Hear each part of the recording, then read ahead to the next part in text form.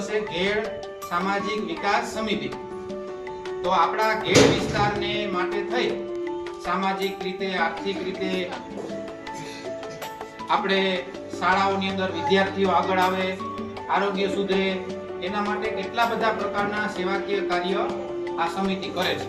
ઘેડ વિકાસ સમિતિ દ્વારા આજે માલગામની અંદર જે કાર્યક્રમ રાખવામાં આવેલો છે, અંદર એટલી કળા હોય છોકરાઓની અંદર કઈ કઈ કળા ભરેલી છે, પણ જ્યારે આપણે એને ગ્રાઉન્ડમાં ઉતારે ત્યારે ખબર પડે।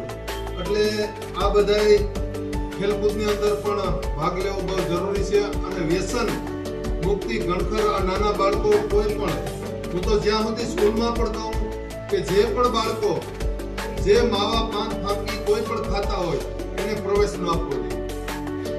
અને ખાસ અને તમે ઘરે જાઓ, તમારા વાલી કોઈ પણ મોકલે પાન માવો કે લઈ આવો તો ન લઈ આવો, ના પાડી દેવાનું।